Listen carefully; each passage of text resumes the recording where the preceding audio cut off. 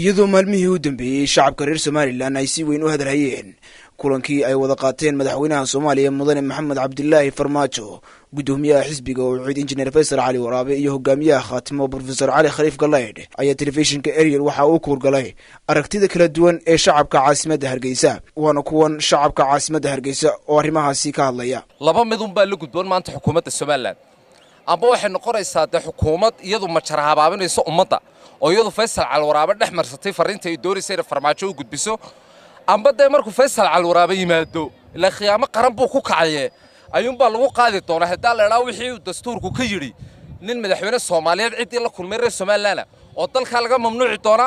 amba waa la xiri doonaa amba maxkamad baa la soo taagi doonaa amba wuxuu noqon doonaa arrin la dambabasoodee lama jarahabaabinayo meediyuhunde wax afartan cisho liska ilaabo markuu Faysal yimaadana saas labada aragtiyoodu baa horta yaala horta Somaliland maamul goboleedyo tagay ma hor fadhiisan karto weligayana maana wada shirin maamul goboleed meel noogu yimid Somaliland waa gooni isku taag iyo xaqeedii ay la soo noqotay xaqeedii bay la soo noqotay waa gooni isku taag xaqeegiina way la soo noqotay waxa weeyaan shirka Brussels haddii wax annaga ay tageen xusbiyadu qaar ay tageen xusbina lama xukumo u tagi karaa xusbigu waa shicib nin shicib weeyaan nin mas'uul maaha waxna uma aanan dhiiban iyaga qaran madax banaan baan Somaliland baan lahaa iyadana waa federaal marka waxa kaliya taan u baahanay waxa weeyaan aduguna adoo hawshaadu wato qarankaaga iyo jamhuuriyaddaada wato iyaguna federaalkooda wata in mar walba bulshada yeelan waxyeelada cawaaqib gelin aynu muran gelin bulshada isu goosto siyaasaddu waa dhex oo bulshadu meel walba ay tagtaba marka waxaan leenahay iyagana waan u hambalyeynaya Faysal Cali Waraabe iyo Cali Khalifa halkaan dadaalkooda ka wadaan waxaan loo arkaa markaan dhinac ka eegayna sax tahay dhinac markaan ka eegana inay yaraa xoogaa yar mugdi ku jiro dhinac markaan ka eego waa sax oo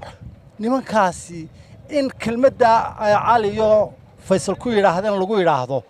aad baan u jecelahay laakiin dhinac kale marka laga eego mar haday dawladdu leedahay nimanka isma baarki karo inay u tagaan waxaad moodaa in xoogaa yar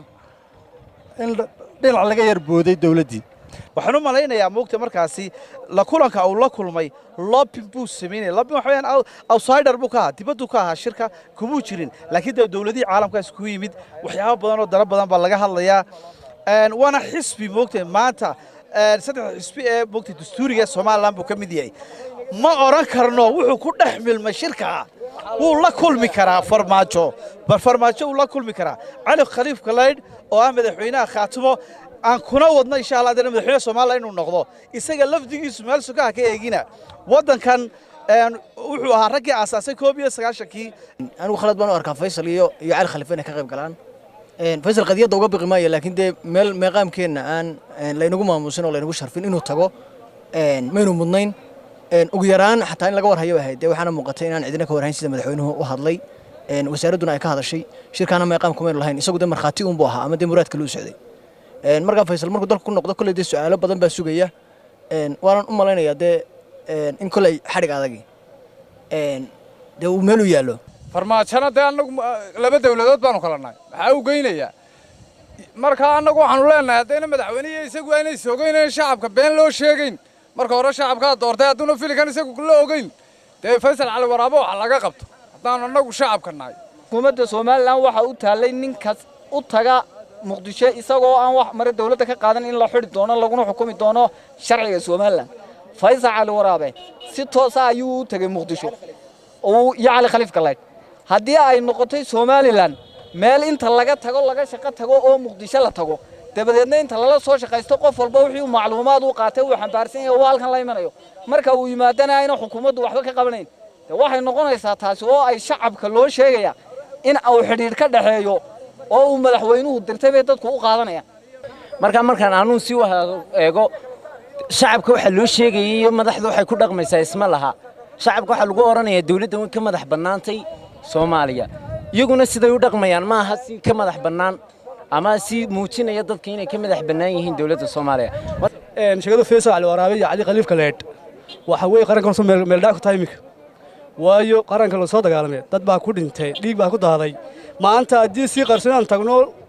dawladda xamarow sidaan tagno dhaano waxaan nahay dad Soomaaliland ka yimid dowladda Soomaaliland ka yimid waxaan doonaa galno shirka maamul goboleedada waxay ka muuqdeen maamul goboleed noqonay imka dowladda Soomaaliland waxaan leeyahay labadan inuu sharci adag ka qaadaan waxaan u arkaa inay tahay meel ka dhac weyn oo soo hoyday qaranka Soomaaliland sababtoo ah maamul goboleed ahaan ayay meesha lagu qabanayay waxa ahaydna Soomaaliya ayaa loo qabanayay aan waxaan u arkaa marka arrinkaas inuu yahay mid qalada in labada nin dawladda iyo hogaamiyaha mujaahidkeena weyn Allah ka raali ahaade mujaahid Muuse Bixi Cabdi inuu nimanka arrinka wax weyn ka qabtaan aaminsanayaan dawladuna kama tirsaneyn mana tagin marka shakhsiyaadka Faysal Cali Waraabe iyo Cali Khaliif dawladda kama tirsaneyn danahoogiina u tageen halkaasi marka arrintan waxaan leeyahay Soomaaliland wax ka quseeyay ma jirto kale ay la kulmeen